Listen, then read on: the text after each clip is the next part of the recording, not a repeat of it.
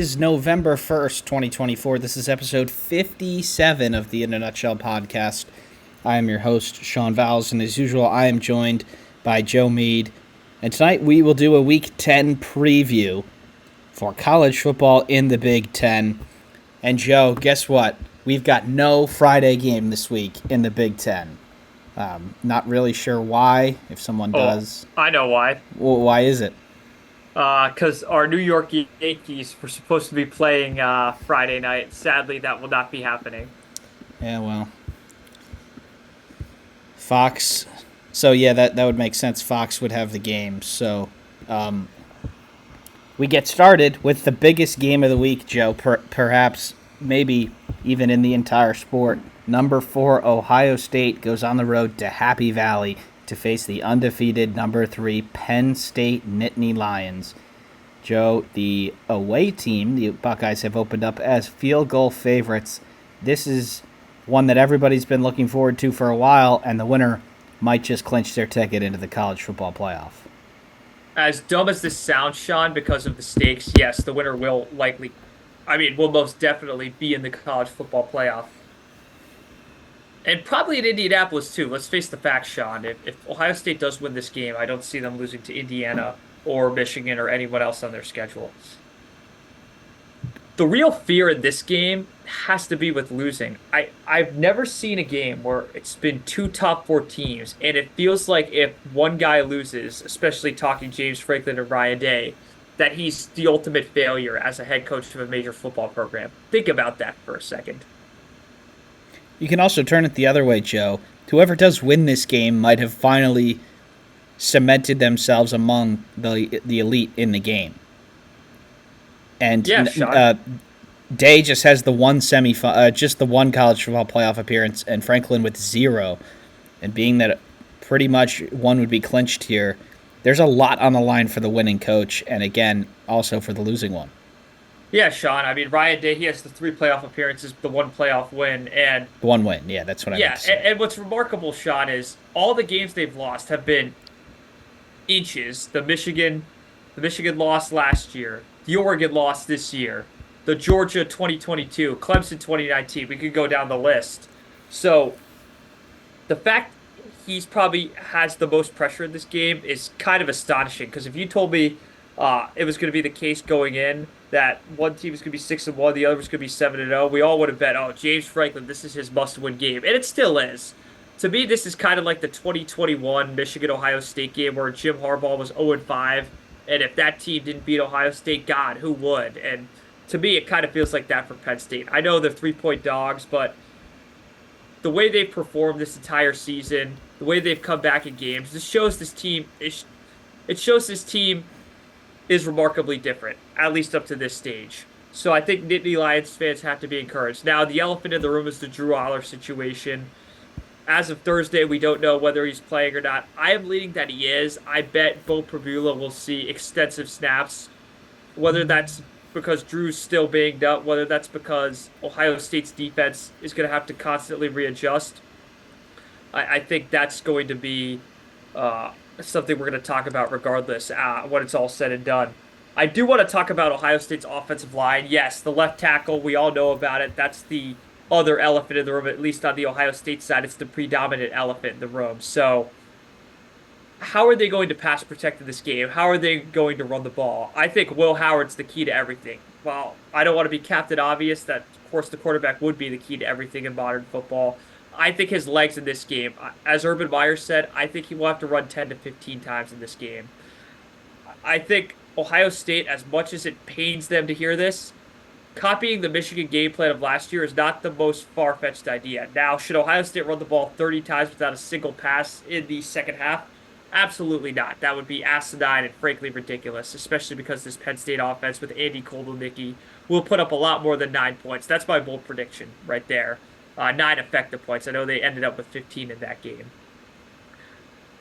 When Will Howard is an obvious passing down, I think that's when Penn State's going to pin their ears back and go after it. While it won't be as aggressive as Manny Diaz, certainly Tom Allen has no shortage of aggression. I mean, just look at his post-game interviews from Indiana. I'm pretty sure that's a guy that's going to get fired up and send the house, especially with this helmet stripe out crowd.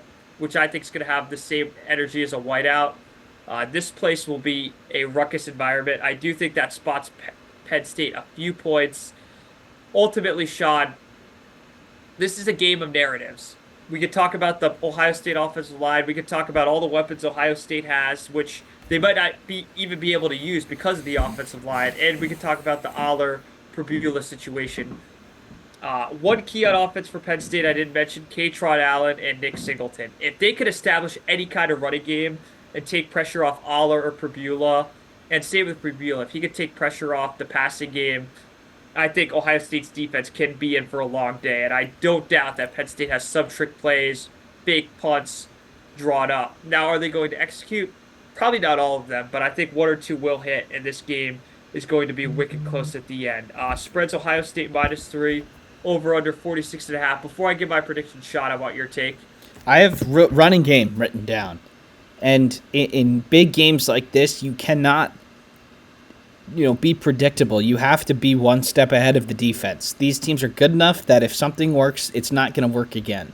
And Ohio State, the running game from the running backs has been a little bit spotty here recently, and especially with how big Henderson and not big, but how important they are in that offense. They've got to get something from them, something from Will Howard on the ground, and the amount of obviously you can't make a bunch of mistakes. All that is true for really every game, but it's going to come down to, I think, which team can run the ball more effectively, whether it's Penn State's running back, Penn State's quarterbacks, or Ohio State's running backs or Ohio State's quarterbacks. The running game is making its way back into the game, really sort of long-term over the past couple of years, and it is just so important to stay in third and short, get first downs, and establish something on the run, because when that happens, Joe, then the big balls over the top become open, and you start getting some single coverages. But this is a game that I could really see going either way.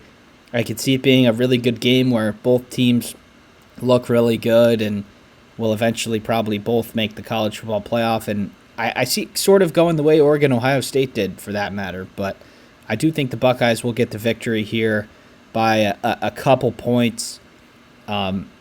Because if they do get a second loss, I still think they will definitely make the playoff with 2 losses. But then they start playing with a really thin margin of error, especially because they do play Michigan, they do play Indiana, 2 teams that are definitely in the top half of the conference. So I do think the Buckeyes just narrowly, but I don't think we're thinking too negatively about Penn State after. No, Sean, and one quick comment I'll make. Ohio State will make the playoff with 2 losses. It's just the pressure point. Yeah. You want And to play I 4 think, games with 2 losses? Probably not. 3, and but that's and yeah. that the other thing I'll say is I think this would definitely cost them, even if it's a loss by 1 point. I think it would cost them a chance to host a playoff game in the first round. I think they would be the 9, but either way, I do not think Ohio State's going to uh, is going to treat this game anything other than a must-win, because let's face it, Sean, they're not going to Indy if they lose this. One thing I want to talk about is I think the underrated key that I say for last before I make my prediction is finishing drives. I think both defenses are great. I think Jim Knowles is one of the best DCs in the country still. I know Ohio State fans love to critique his big game performance. I do think Denzel Burke will not get burned the way he did at Oregon, frankly, because Penn State doesn't have the personnel to do it.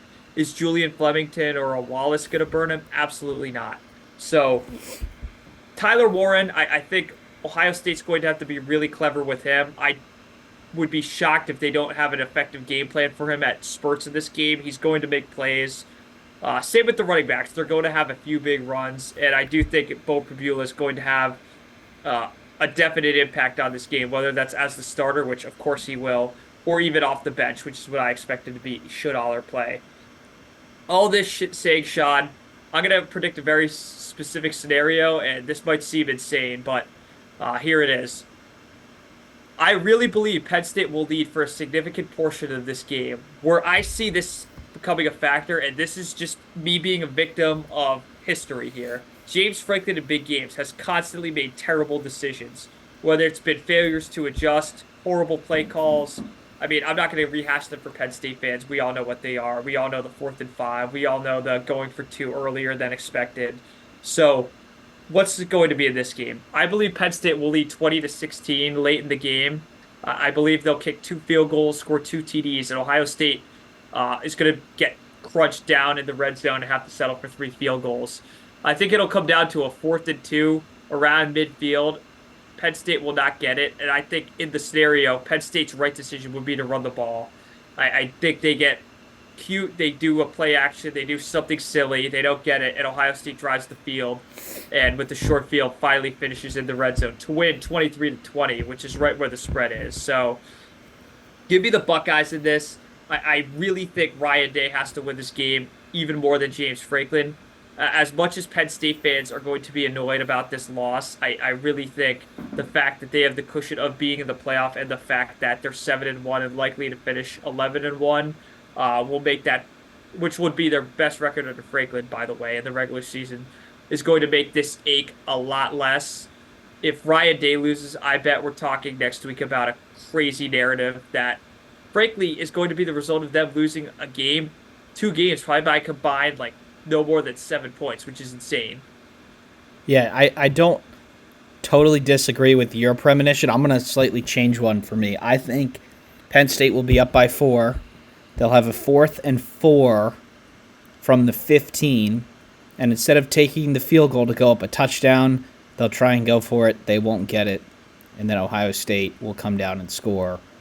Ryan Day's been a coach too. Joe's been criticized for late game decisions too, so he not as much as Franklin, but it's a big time. It really is a legacy game for how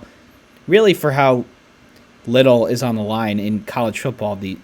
Comparatively, the loser would be eliminated, and in the olden days, now both will probably still make the playoff, but it is set up so much easier for the winner of this game to probably go to Indianapolis, to probably get a top 4 seed in the college football playoff, and that's a whole lot easier, Joe, than being the 10 seed going on the road to an SEC school or Miami or a Clemson or something like that, and winning that and then winning 3 more.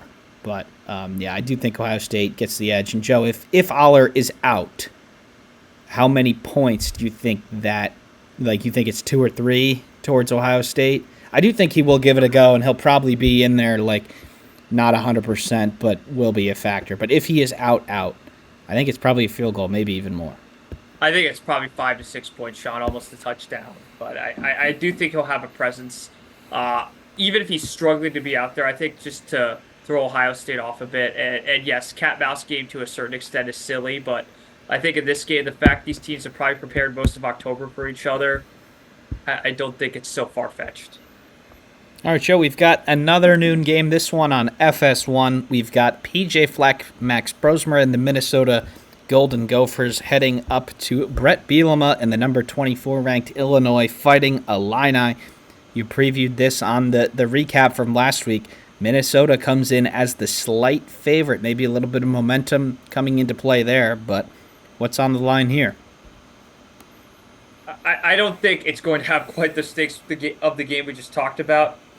One thing that I'm fascinated by matchup-wise is this Minnesota rush offense versus Illinois' rush defense.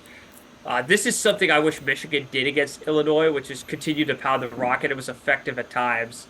Unlike Michigan, though, Minnesota now has an effective passing game with Max Brosmer, as we talked about in the last episode. So I do think that's going to be that's going to be the factor in this game. If Minnesota can pass effectively, the running game is going to be unstoppable. On the same notion, should the running game be stopped, you're going to put the hands of the game, the fate of the game in the hands of Max Brosmer, which I think is okay, although I think the safer option is with the run game and having a balanced attack. As for Illinois, I don't think they're going to have too much trouble moving the ball on this Minnesota defense. I do think touchdowns are going to be at a premium for this offense, especially because Minnesota might have the ability to possess the ball for most of the game. And I do think Minnesota leads for a lot of this game, Sean, but I do not see Illinois, even despite the 3-point spread in favor of Minnesota, I do not see Illinois losing this game at home. I do think this is going to be a really good game that most people aren't going to see unless they're a fan of either of these schools or a Big Ten West sicko. But even then, you're a real sick person if you're watching this over the other game. Give me Minnesota. I mean, give me Illinois to win this game and cover. I think the Illini win this game 27-23. I think Minnesota will have a lot of drives that get stalled. I do think they go for two at times, which is why you get the weird score of 23. And ultimately, Illinois picks up a huge win at home and probably their biggest barrier to getting to 10 wins in the regular season. Yeah, Illinois should win this game, right? They've been pretty solid throughout the year. They've lost to two teams that they're just not as good as. It's really that simple. They are a better team than Minnesota, and they still won at Nebraska. They still have a good season, and if you want to get everything out of this year, I think you've got to win this. And Minnesota's playing really well. They're as hot as any team, but I do think Illinois, it's probably a close one early on, maybe 10-7, 13-10 at halftime, but I do think Illinois wins by a touchdown at the end of the day, where they are in the lead for the second half. They do control it. They never give Minnesota the ball back when it's tied, and something like 27-21 Illinois. But both teams really could, probably not going to make the college football playoff. But Joe, the quality of the bowl game that either of these teams will be playing in probably is on the line here. And it stinks for them that it's on at the same time as the other one, because it's probably going to be a good game and one that you'd like to see. And I'm sure we'll watch highlights, but it's impossible to watch every play of every game. And unfortunately, that's just not going to be the case here. All right, Joe, the third 12 o'clock game, which will definitely not be watched. It is Northwestern going on the road to Purdue. Both teams need a win. That's really all that I'll take away from this one. Yeah, Northwestern to have any semblance of hope of bowl eligibility, and Purdue to not be the only winless team in the conference-wise, in the conference. This is their best chance to do it. They're favored by one. Ryan Walters announced that both Hudson Card and Brown will be starting this game. I do not know how they're going to make this work. I'm very suspicious of coaches when they do that. Were they just both going to be out there on the first play, and that counts as starting? Yeah, Ryan Brown, Hudson Card, who really knows who's going to be starting, who's going to be finishing, who's going to be the guy in between. Purdue is favored by one, and I think that's significant. I think they've looked more effective offensively than they did in September. That's not really saying much. And Northwestern's kind of, ever since that blowout against Maryland, they've kind of been on a downward trend, getting blown out by both Wisconsin and Iowa. Both games I didn't think they'd win, but thought they could make pretty respectable. And they just didn't do that. I think Jack Lash is going to have to use his legs a lot to keep Purdue off balance. I think A.J. Henning and Bryce Kurtz have been playing better, especially A.J. Henning. He's come on. I think Lash is going to have to rush for a significant amount of yardage, and Henning's going to have some big plays. And their defense can't be putting them in bad spots. I don't think you can be giving up more than 24 to this Purdue team, no matter if it's Ryan Brown or if it's Hudson Card.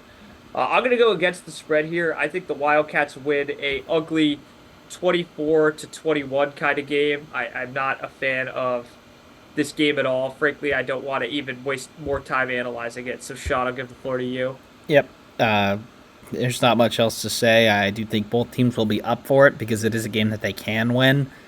And I don't really care who wins because it really doesn't affect things. Northwestern's got a slight chance of bowl eligibility, like you said, but even then, it's a long shot for sure. All right, Joe, we'll move to the 3:30 slate. Oregon, the number one Ducks, go on the road to the Big House to play Michigan.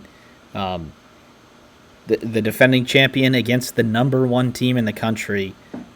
Michigan is really, a win here would really turn around their season and how you think about the program. And Oregon just wants to keep the line moving with victories as they look to book a spot in Indianapolis. Yeah, Sean, I think the best thing Michigan could do to have any chance of winning this game is going to be running the ball. Now, that's Captain Obvious. How are they going to do that? I think they have to give Oregon different looks. If they straight run up the middle the way they thought they would be able to on Michigan State in the first quarter, the game will be over so quickly. I bet by halftime, half of the student section leaves, and that didn't happen in the Texas game because people still had hope. At 5-3, if you're getting blown out by the number one team in the country, you better believe "Let's Go Ducks" is going to take over the Big House. I've seen it happen plenty of times before, not Oregon, but other teams, and I think Michigan fans will be kind of fed up with the year at that stage. Now, I really believe Oregon is going to have Jordan Birch back. If not, I think Mateo Ugalele, who we talked about last episode, is going to get to Davis Ward a lot. I think Davis Ward played really well because the offensive line did a great job protecting him against Michigan State. And the Michigan offensive line has gotten a lot better throughout the year. I do think this will be their biggest test. Not even Ohio State will be as big a test as Oregon's pass rush. The amount of looks they throw at you, and the fact that Dan Lanning, uh, although he's a bit of a cowboy, I think he is a calculated cowboy, which kind of contradicts itself. What I mean by that is he's not going to send blitzes for nothing. He's going to see something, whether it's a tendency, whether it's a pattern, and he will have no hesitation to do it, especially on third down, which is when Michigan's passing game, third and obvious for Michigan's passing game, they do not want to live there. And ultimately, I think they're there enough. Offensively, we've talked about it at length. Jordan James, uh, Dylan Gabriel, Tez Johnson, Evan Stewart, Ferguson. Is there a weakness on this Oregon offense? I truly question if there is. I mean, they're so good top to bottom on this offense. So I think ultimately that's what decides the game, Sean. Before I give my pick, is there anything I missed, you think? No, I think we've sort of been. At least I've been saying it for a while. You got to stay unpredictable. If you're Michigan, stay at. If you don't have a good quarterback, he's not going to do well in third and obvious. No quarterback is, even good ones. And that's what they did for a couple weeks. They really didn't pass it until they had to, and it's easy to defend. I think there is a way Michigan could make this a football game, and then, at home, if the crowd gets into it, who knows? Oregon has had a couple slow starts with turnovers early in the past. Maybe you get a 10-0 lead and make them try and chase the game, and maybe you can just squeak it out. But on the other hand, they did put up 14 in the first 5 minutes last week. So I do think Oregon will be probably playing it safe a little bit early. You don't want to go behind. You don't want to, give them anything really. Because if you're Oregon, you think, all right, if we play our game for 60 minutes, we will win by a lot. We are better than this team. We have a serious advantage at a number of positions. If we don't shoot ourselves in the foot, we are going to win. So I think maybe you could see a couple 3-and-outs early, or a low-scoring first quarter where Oregon's just trying to not make mistakes. But, Joe, I think there's a 10% chance this is even a game, let alone a Michigan win. There is it's a great crowd there, as everyone's fully aware, and Oregon is also fully aware that they cannot stub their toe here if they want to win the Big Ten. So I have Oregon by 14-20. It's a game that they'll get up pretty early, and Michigan will honestly look pretty good in the second half, but at the end of the day, I don't think it'll be close. No, Sean, I think Michigan gets off to an effective start. I think they keep it close at halftime. I think Oregon has a 7 to 10 point lead, whether that's 21 to 10, or Oregon goes for two a lot. Maybe it's 19 to 10, some weird score like that. I think what decides this game is Michigan might have some effective plays from a Donovan Edwards, from a Colston Loveland, maybe even a trick play with Samaj Morgan. I do not think on third down they're going to be very effective, especially if it's not 3rd and 1 or 3rd and 2. And even then, Oregon has the defensive personnel to snuff that up if it's a predictable play calling, which Michigan's shown most of the year that they are very keen to doing, predictable play calling. So with all that said, Sean, give me Oregon to win a weird score, 33-18. I think Michigan might go for two or something. Oregon will definitely go for two. Chasing points, analytics, I don't get what Oregon does that for. But regardless, the Ducks win 33-18. I think Michigan has some chances to make a big play in the second half. They just don't have the personnel to do it. And if they did, Oregon would be there to match it. So give me the Ducks by 15, right around the spread, 33-18. All right, Joe, we're just at the 25-minute mark here, and we do have 4 more games. So unfortunately, we're going to have to go a little rapid fire through these. This one's probably the biggest one left. Indiana goes on the road to East Lansing to play Michigan State at 3:30 on Peacock. The Indiana quarterback situation, similar to Penn State right now. Curtis Rourke has not been ruled out. Apparently, he is doing well. He is, at this point, probably going to be available. Taven Jackson did get the victory last week. It's Indiana's toughest road test so far, though. Will the Hoosiers stub their toe, or will they get to 9-0? Well, Sean, I think just breaking news across my stream, Curtis Rourke will play in this game. Whether that's in a full-time role, I do not know. Signetti might not back down from it on Thursday, but maybe on Saturday, should he be feeling a little shaky. He has an effective enough backup in Taven Jackson. I think this game is going to be won by Indiana on the defensive side. Whether that's going to be taking the ball away from Aiden Childs. I don't think Childs is going to give you easy turnovers. I think he was prone to do that in the past. I think he's since gone past that. That doesn't mean he's immune to them. I think last week is definite proof of that. But I think Michigan State is going to have to establish Childs as a running threat earlier. I think they're going to have to get Jack Belling the ball more. I know Nick Marshall will be targeted a lot. If Nate Carter could have the kind of game he did last week and Michigan State stays out of its own way, they don't false start. They don't lose the field position battle on in all three aspects of the game. I think Michigan State can make this really close, and ultimately, I do think this will be a competitive game. I think Indiana will win this game, Sean, by a score of 35-23. Again, I do not think Michigan State has the offensive firepower to keep up with Indiana if they're going to turn the ball over. And so far this year, they've shown that they've turned the ball over at the exact wrong time. So give me the Hoosiers 35-23. I do think this will be a competitive game, though. Yeah, I think even if Taven is in there most of the time, that the offense did look all right last week, especially on the ground. The Michigan front seven is a Michigan State front seven is a big part of this game. If they can't stop the run, it doesn't matter who's taking the snaps at quarterback for Indiana. It won't be close. But if Rourke is in there, I do think Signetti will kind of be like, all right, go shot for shot with us, guys. You can't keep up. And I think they might at first. Maybe it's 2017 at halftime or something. But I do think eventually there will be like a chasing the game type of Aiden Childs turnover late that'll seal it. I've got the Hoosiers by 10. I think it'll be a game where they're in front most of it, but Michigan State is holding on. Okay, if we can get a stop here, we might be able to tie it. But they end up never getting that stop, and then eventually they turn it over late. And this might be the Hoosiers' toughest game so far. They haven't played a team on the road as good as Michigan State, especially with the explosivity of Michigan State. And the defense has looked better recently, which is definitely leading into the confidence here. I think it's 40-31. Indiana. Wow. Okay. But all right, we got three more left, Joe. First on 3:30 on the Big Ten Network, UCLA heads to Nebraska to take on the Cornhuskers.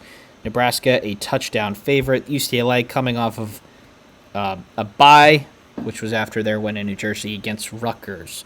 Nebraska coming off of the close call at Ohio State. What do you see happening here?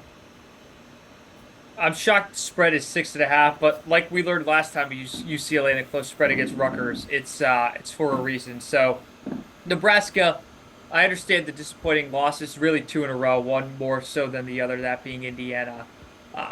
This game is so important, not only to making a bowl game because the win will clinch that, but I really think to get to 7 or 8 wins, which shows a definitive right step.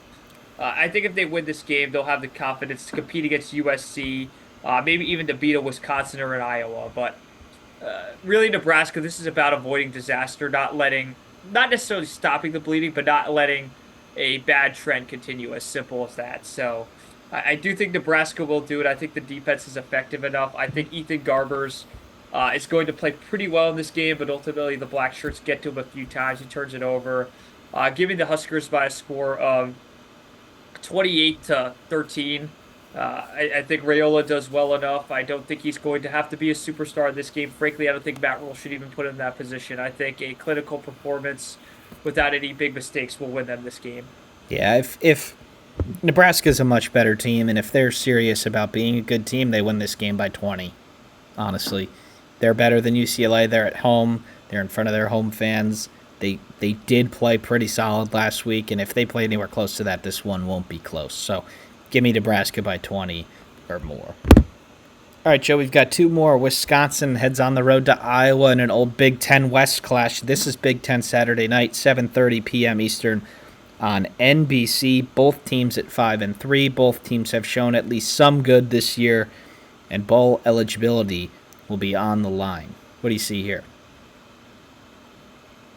This is what the hardest game to forecast, believe it or not, because Ohio State, Penn State, I knew how that was going to end. At least I think how it's going to end within a day. You can see how it might go a couple different ways, but you can see all of them. Not really the case here.